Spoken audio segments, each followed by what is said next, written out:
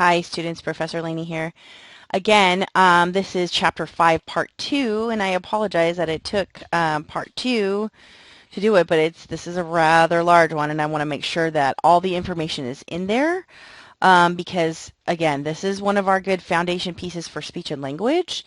Again, not like learning a new language, not culturally and linguistically diverse, but again, speech impairments, language impairments, and things like that. So let's get into it here. Now, when it comes to people and situations, again, some people are okay in public, some people are not, right? But it doesn't mean that if somebody has a stutter or disfluency, that doesn't mean that they're dumb, right? Again, there's a lot of supports, a lot of things that we can do to help people.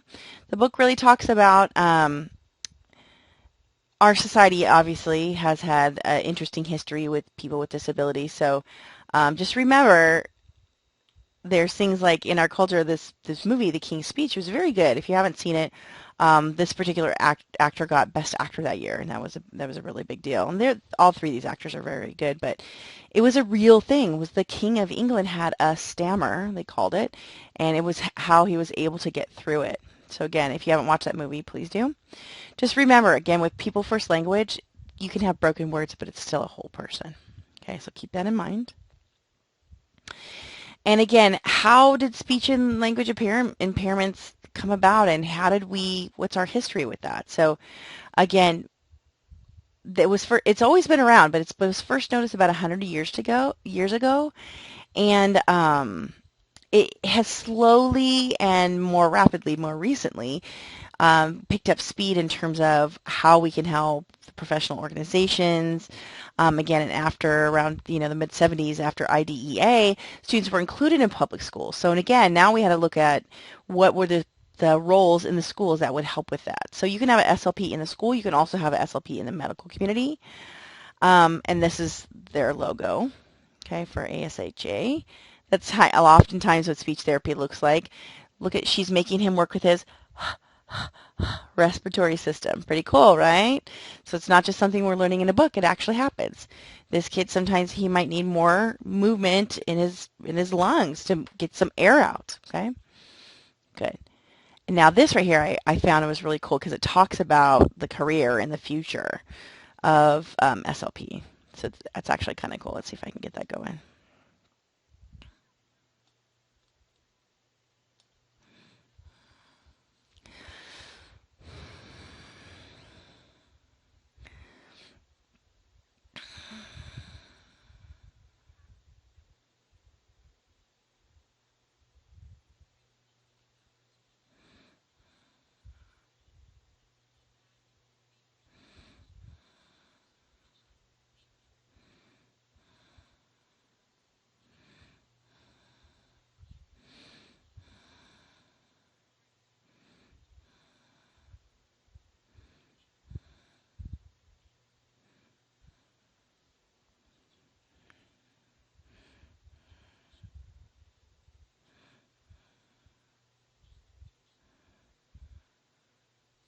Cool.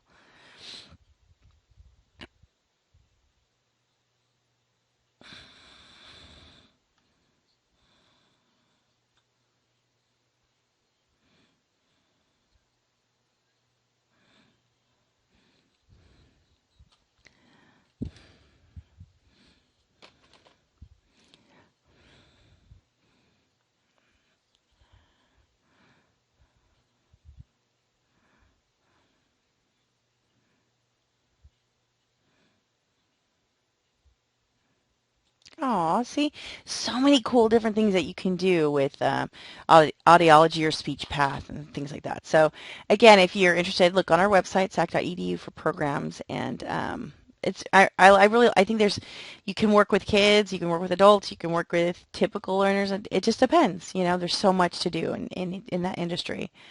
Again, and how common are these? Yeah, pretty common. Okay, next to learning disabilities, this is very, very common. So again, and this is one of the things that affects a lot of different areas of school. So I want to make sure that you guys understand even though this is common, these students are typically in the gen ed classroom. They sometimes get that pull-in service for speech, and then their dropout rate is lower. They have a lot of independence, and they most likely go to school and work. So in other disability categories, we might not see that, but here in speech and language, you're going to still see a lot of success.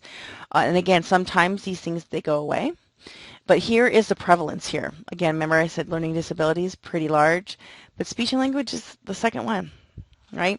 And remember OHI is where ADD is, ADHD. But look at speech and language impairments are still more common. Again, it could be a lisp, could be a stutter, it could be the ows and the, could be all these different things, right? Our book also talks about, so let's see if I can get to the next one. Our book also, hold on, we're getting a little slow here.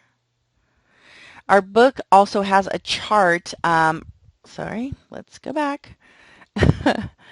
A chart here on from speech and language to learning disability. So remember, when kids are little, you don't know if they have a learning disability because they aren't really learning. They're learning how to talk. So you'll see speech issues, right?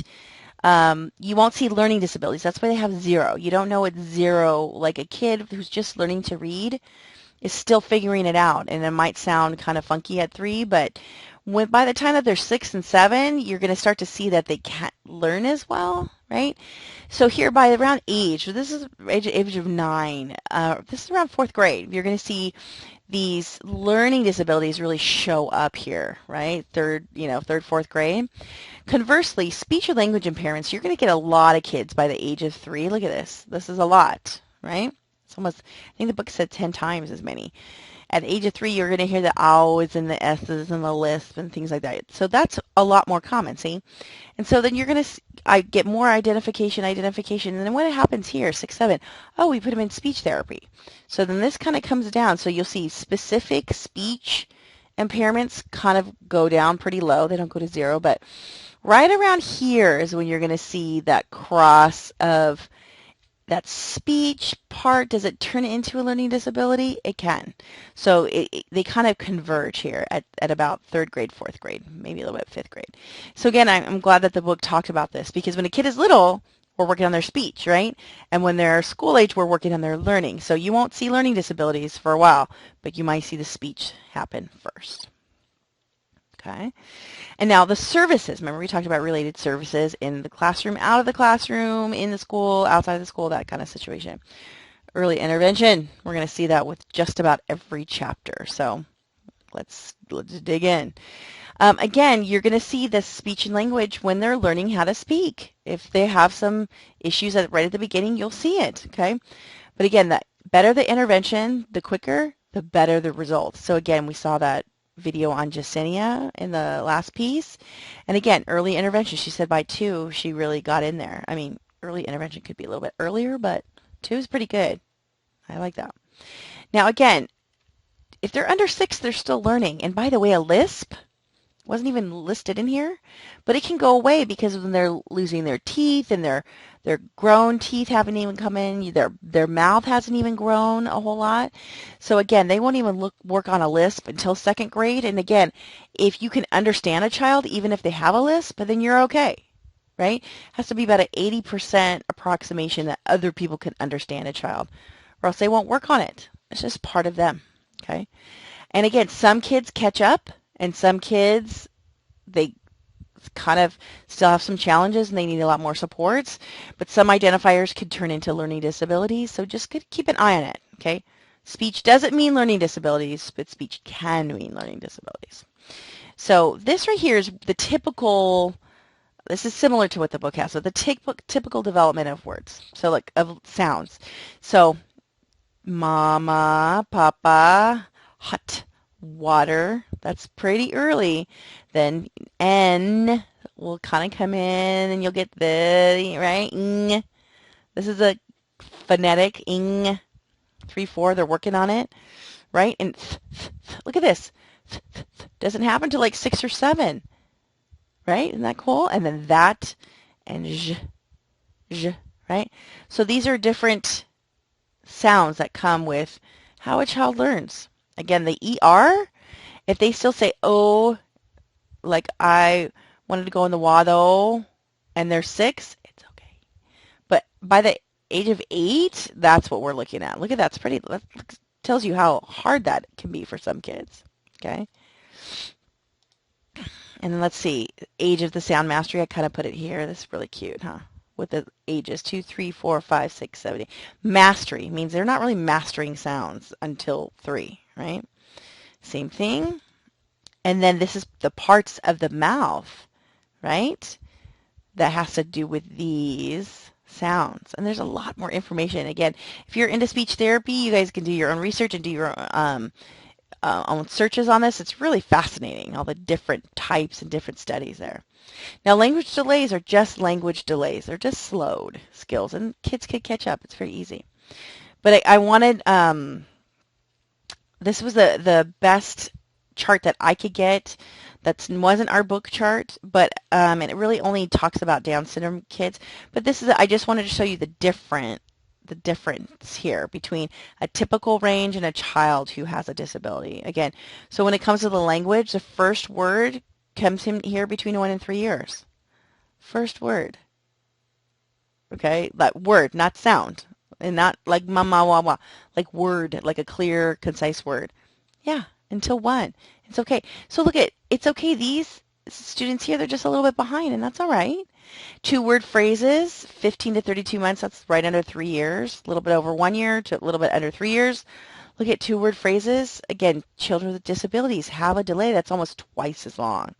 So again, there's also gross motor and self-help skills here as well, but you're going to see a delay. Again, a delay doesn't necessarily mean this child has Down syndrome or has something else. But again, keep your eye on it. Stick with your doctor's appointments, get some help, and just get a second opinion. And again, the earlier that the intervention starts for your child, the quicker that the disorder can be addressed and corrected. And this is specific. I like this is pretty. The early stages of speech and language disorders are easier to spot when you know the signs. Okay, so again, there's a lot of efforts to try to get parents to know a little bit more. Sometimes people just go, oh, she's just quiet. Oh, that's just how she talks. You know, oh no, she doesn't, she's just introverted. Right. Okay, sometimes there's a little bit more to that. And again, a lot of parents are unaware of the early warning signs. They just don't know what's normal, what's not. Okay. Lack of awareness here, and parents don't realize that without early detection, treatment takes longer and it is more expensive. So when you come take my 207 class and we talk about how to work with parents specifically, I talk to parents about, do you want to work on this for 6 months or do you want to work on it for 6 years? Yeah, and so a lot of parents just don't realize that. And again, in this right here, we'll talk about later when we talk about hearing disabilities, that overusing your headphones can cause hearing loss, permanent hearing loss. So we'll talk a little bit more about that. Now, to combat some of our language delays, we want to have a language-rich environment. That means speaking to a child, eating dinner at a dinner table, putting them in preschool, things like that. Okay. And that phonological awareness we talked about earlier, if a kid's not playing with sounds and moving things around and trying to make, work on things and progress, again, that could be a little bit of a red flag as well. So phonological awareness skills, look at this. Okay, you're going to see nursery rhymes, the ABCs, things like that, maybe Brown Bear, those repetitive books, good. Okay, but matches a word that rhymes, 3 to 5. I already identifying my son with speech and language delays here, but at school, when he got into school, we couldn't figure out rhyming every once in a while. Okay, like cat, hat, bat. Why do you think cat and hat books are so great? And then produces a word that rhymes, right? Matching is one thing, but making up your own word that rhymes, good. Right? Alliteration is b, b, b, b, the same sound. Okay? Blending is putting these things together. Combined sequences of isolated syllables. Hot dog, airplane. Combines, right. So you're going to see here, and then segmentation counts the number of syllables in words. Rainbow or train station, So again, just because a child can't get this by the age of 5 doesn't mean that they have a massive delay, but they're just catching up. Again, when things are really far behind, then that's an issue. Okay. Now, specifically with language sensitive environments, we talked about language rich environments. That just means provide a lot of language, but language sensitive environments is being sensitive to that student's need and your child's need. Again, a lot of times people think that, oh, they're just lazy or that lisp. Oh, you can get over that, or don't talk like that, you know. But again, it has to do with how we treat those issues. So a language-sensitive environment is that classroom, right? That is really sensitive to the needs of the children. Excuse me. Now, again, sometimes they might not hear very well and they're processing and learning. So figure out what's best for your student. Put them in the front. Speak slower. Talk again. Be more concrete. Again, match your language to the student's level. Adjust instruction based on their needs. Use relevant examples, right? So these kids, I mean, you know, kindergartners don't know what it's like to have a bank account, so don't talk about bank accounts, right? That doesn't make sense.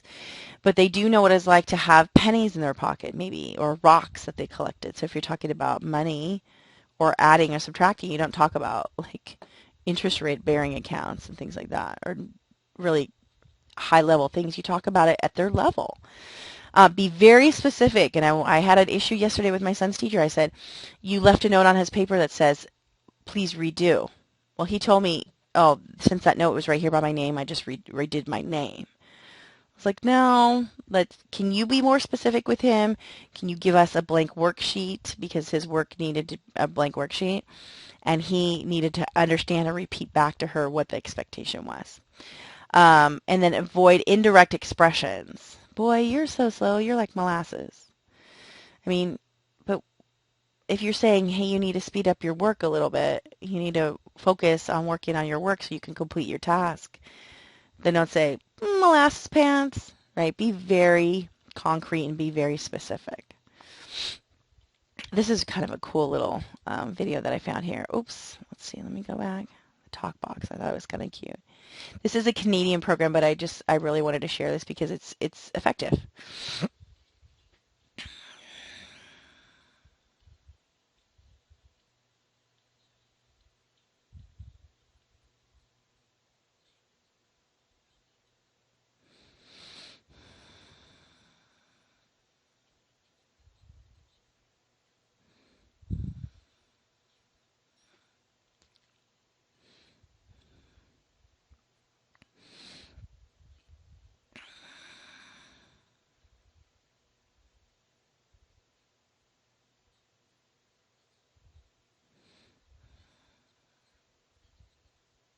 We can use that too. Isn't that cool?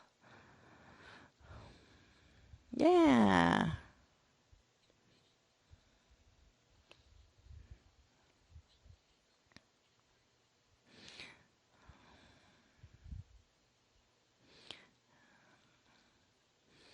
I'm not sure if you can order that, but it looks pretty cool, yeah? So again, there's a lot of tips and tricks, and I think if we can really get parents on board, then it's going to help as well. This resources for early learning, it's similar to the talk box, and so go ahead and click through on that because it's really, really cool. Again, there might be somebody in your family who might need this. There might be somebody at your center who could use this information. Don't sit on it if you can share it, right? That's a good one. And during the school years, let's talk specifically about speech and language here. Learning how to learn is a big deal, and I think as college students we kind of forget about that part, but we'll talk about that in a sec. But we've talked about learning style, okay, in the getting prepped for the class, and that's going to be our journal assignment as well. I know that you have your answers for your learning styles, but the actual IRIS activity in the discussion board is going to be about a specific technique, and I want you to be able to think of your learning style and think of this new technique and see how those things work well together. And again, you'll learn more about the specific types of learners, and again, sometimes teaching a student how to organize themselves and how to organize their thoughts and pick things out of a reading assignment or actually read a math book in order to understand things is important. We can't just talk at people. We have to help them learn, and I think that's important. So there's different strategies that you can use, and and again, this is not just for kids, this is for all of us, right? And mnemonics. Now, this is a funky word. Just make sure that M is silent. Just cover that up with your finger. Mnemonic. And again, you're going to take the first letter from each thing for each part of the list and make it into something that you can remember, like Holmes or Roy G. Biv. In here, I put it on here as well. The color, the Great Lakes, if you needed to remember that for American geography or something. And then the colors of the rainbow. Hold on. My computer's going slow. There. Red, orange, yellow, green, blue, indigo, violet. Isn't that cool? So now you know. Oh, I forgot this one. I didn't put the homes in there, but there you go. That's how you remember the lakes. Huron, Ontario, Michigan, Erie, Superior. Cool? I think so. Now, I put here, again, we know a little bit more about, we've talked about learning styles at the beginning, but again, watch the video. I have some questions on the journal, little prompts on the instructions there. It's, again, listing out your learning style and then looking at that new technique that we're going to see in the discussion board and kind of putting those two things together. Okay. Now, future perspectives. I like this. It's pretty cool. And I liked how we talked about the future of SLP already, but this is going to be a little bit more about technology and prevention. Okay. Yes, we can use computers and technology. Okay. Now, we call any sort of device or tool AAC, augmentative and alternative communication. There's low-tech devices, just like if you had a whiteboard. Some kids just have a whiteboard or a pad of paper and they write stuff down. That is it, low-tech. You know, a low-tech helper for kids holding a pencil is a grippy. That's low-tech. There's no computer. There's no battery. It's low-tech, but that could help some kids do that tripod that they need. Again, for speech, it could be anything really. And communication board, like I mentioned, and then high-tech devices. This is anything with digital or computer recordings or anything. A speech synthesizer, sometimes we'll have something on the iPad that speaks for us. Totally okay. Okay. Now, the book gave some suggestions here on some, and I put the websites on there, on some of the apps that are available. I specifically have worked very exclusively with Proloquo, another thing called Lamp Ears. Some of these are really, really cool, and I like them, so I wanted to share with you what it looks like. Okay, again, this is going to be learning to speak through computers, and then the next video clip is going to show how a kid kind of goes back and forth. It gets very, very, very, it can get very, very specific, a little bit complicated, and these kids can keep up. It's amazing. Let's see what we can do here. Oops, sorry. Let's do this. Wow, it's loud.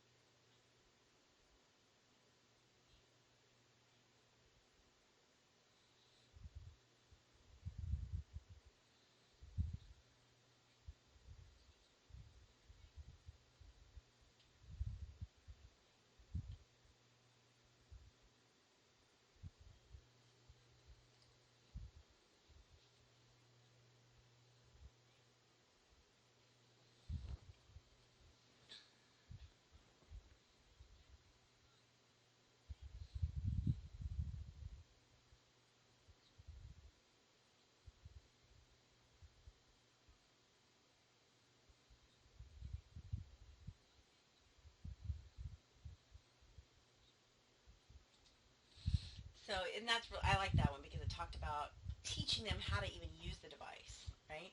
I think that's a big part of it because not every kid can use an iPad. I've worked with kids who are deaf and have very limited language skills and even with sign language, and they can't use an iPad. So again, it does take a level of cognition. I like this one because this boy is very, very smart.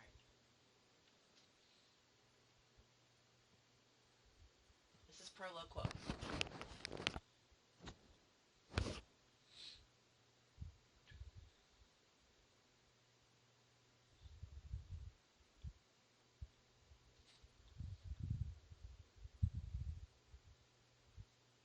Hold on.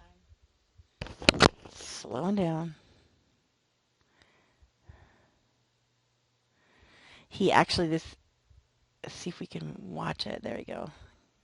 He actually gets a little bit silly and he kind of makes a little bit of a joke. It's adorable.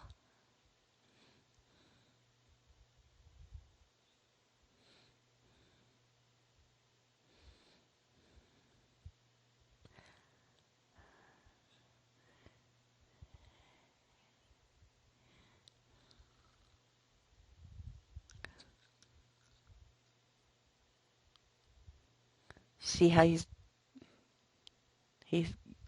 quick. Wait for it.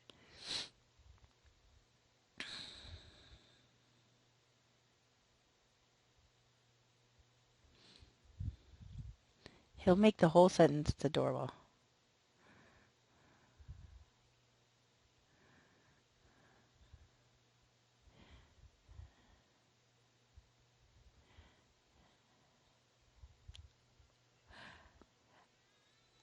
You see, he's making a joke. He's getting upset. It's okay.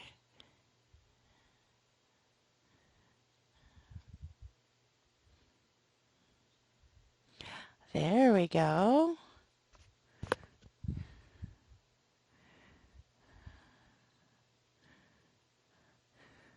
Okay, so I think we got it here. He, hold on. So all these little folders right here, you could see it was almost like the folders on your computer. And these are all 100%, they're created by the parents or the therapist, right? So, by the way, I don't have to program it to say my spaces every time you touch it, right? You can click that, you can touch that one and it opens to all these different things, and then the voice can show up on there. So that long bar where it said Max eats spaghetti, Caleb eats chicken nuggets, you press that bar once and it'll read it to you just like that. And by the way, you hear a woman's voice on that iPad, but you can change it to a child's voice. You can change the pitch, the tone, the spacing, the rhythm. It's really great. There's a lot of really awesome technology out there right now, and we'll talk more about how that helps the autistic community, and when we get to that chapter as well. So prevention, it's one of these things like can we prevent speech and language impairments? You know, we can't control everything, but you know, once we find, I mean, obviously early intervention is great, and prenatal care and all that, but once we see what the issue is, there's a lot of treatment options. And again, accidents still happen. So sometimes what if a kid hits their face or they have a head injury, things like that, but there's a lot of different treatment options here. Okay. So again, some kids are born with a cleft lip. Our book has a little picture of a girl in there, and it's adorable because she's so sweet. It's very common, and a lot of times you'll have people who place their kids for adoption, and especially in different countries, they believe that if there's a deformation of a child, it's a curse or something. So you'll see that. Completely correctable with surgeries. Sometimes it's more than one. Sometimes I have two friends who had corrected cleft lips or palates, and sometimes it was like 7 surgeries. So the palate is like the roof of your mouth. All right. And so it's not just a lip, because you could have like Joaquin Phoenix has a cleft lip, was surgically fixed, but the cleft palate, there's a hole up there. And so what they do is they put kind of like a thing to close it, right? And again, you can get some surgeries, but it depends on how severe that is and how what's best for the child. Now, aphasia is kind of like when they stop like maybe after a trauma or a head injury, their speech is different after that. So sometimes it comes back and sometimes it's just temporary, but sometimes kids will forget their name and you name it. So aphasia is a loss of language. And otitis media, very, very common. But if you have a low grade, anything that's itis is inflammation, right? So if you have a low grade like ear infection for a long time, it can mess up your hearing forever. Very common though. A lot of people don't realize it. Maybe a child who's just in a kind of a crabby mood could have a low grade ear infection. Like have a low grade fever could mean ear infection. So it's one of those things that parents, we need to keep our eye on it, and same with teachers as well. Now, our review and resources. Let's go back. This is going to be a review from both parts. Again, speech disorders. It really is that how to produce that speech. There might be a speech disorder there. A language impairment has to do with the form, content, and use. And then again, different kids are affected in different ways, right? And then there's always new techniques and always things to do to help students like this. Speech and language impairments are not the largest group of disabilities, but if you can consider them primary and secondary, they are the largest group. But I would say because of primary and secondary issues, right? And now people with speech impairments, obviously misjudged, treated differently. But there are some professionals that help, the SLPs. It's a big industry. It's really come really far in the last 100 years. And again, there's a lot of things that we can do in the schools and at home to help them as well. We're going to see most of those impairments first in preschool. Again, it affects kids differently, but get those interventions in early, like language-rich and language-sensitive environments. And we also need to teach them how to learn, how to actually organize themselves. Okay. Now, again, they say future, but the future is now, right? Technology is great. There's new surgeries, there's new techniques and things like that. So really getting parental awareness out there is going to be key for that as well. So our IRIS activity talks about the CSR reading comprehension strategy, and it's located in the book, but I wanted you guys to go straight to the module. I only picked one this week, so everybody's going to do the same one, and you only have to, we're going to read through the challenge and the initial thoughts and the perspectives and resources, but you only have to answer one question. It's number 3. So you're going to imagine that you're a teacher this time, so everybody's going to answer the same question, but I want to see how you support each other in that discussion board. Okay, and make sure you do it by Friday. And again, we talked about our journal assignment. Go ahead and check that out. Do by Friday. And these are some of the recommended websites. Oh, by the way, again, I wanted to share this one here, the Autism Internet Modules. Good one. It's a very, very good one. And then some of these are some of the videos that were recommended. The reason I didn't put this one in here, it's very confusing. But just know that I showed you this one, and this one's really good to watch as well. And some resources here, so some agencies. If you're interested, if this is on your heart to work with these types of students, you can already kind of hit this one. And then professional journals.